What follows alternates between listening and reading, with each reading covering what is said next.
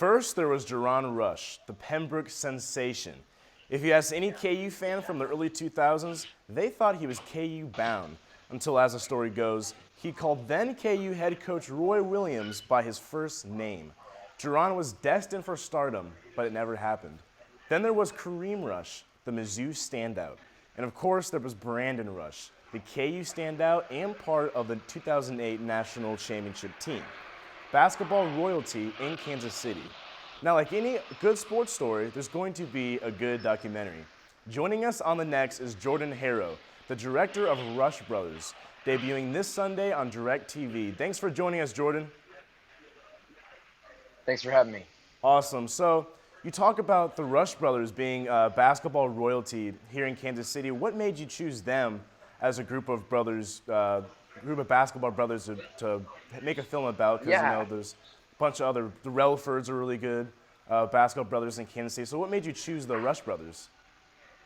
Well, you know, I'm not from Kansas City. I'm from Austin, Texas, and I've lived in LA now for a number of years. And basically, I really was only familiar with Brandon as a player, growing up watching him destroy UT a lot, and seeing him win a title. And I didn't really know about Jerron or Kareem at all. And obviously, I'm a little younger. Brandon was just more my generation, and it was just kind of a stroke of luck that I met Kareem in person in LA, and kind of through him, he really wanted to share this story, and kind of like Kareem was definitely the like point man for getting this story told, because right.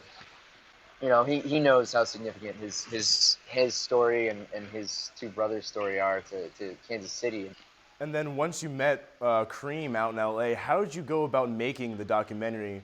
Did you go straight to Kansas City, or how did that process come about?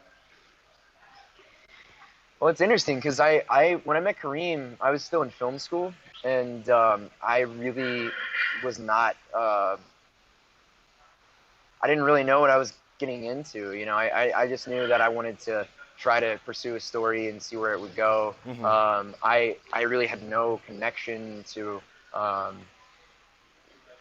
Kansas City or any major sports network, or you know, my parents are not filmmakers. It's just, I don't know. I was just kind of in the void of like, well, here's a story, and this is really interesting, and I love basketball, and we'll just see where this goes. And there was definitely a lot of, this is not something that just started last year. Like, this was, I met Kareem about 5 years ago, right. And you know, I made a little 5, 6, 7 minute video, kind of like explaining what I was doing with this story. You know, like with Kareem and Brandon, I had not met Jerron. I had not gone to Kansas City. I was skipping class to at least go up to San Francisco to film with Brandon, but I didn't have the tenacity to just like go to Kansas City for weeks and meet Jerron yet, right. Or the money. You know, I applied to this grant competition with KUJH-TV, and I just, you know, basically threw, you know, some stuff at a wall, and it stuck. And I heard back. Coincidentally, it was the night before I had already booked a flight to go film with Jerron and meet him for the first time in Kansas City. And it was the night before I left. I got an email from the folks with KUJH-TV saying, "Hey, by the way, you won this grant. You know, if you want to go with this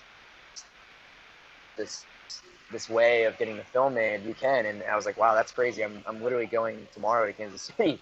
I guess this is meant to be. And so that's kind of where like the past year began. Yeah, it's been an adventure. Sorry, we're seeming to having technical difficulties. Well, thank you, Jordan, for joining us. Coming up on the next, oh man, it was a rough one to be an NBA superstar with a girlfriend. We'll catch you up on all the relationship problems. Comic books and rap, sign me up. Jordan Smallwood has more on a local artist who has one of a combination of the two. And finally, yeah, we've noticed you rapping along K10, but can you do it when the camera lights are on you? I put KU students to the test when it comes to rapping. All that after the break.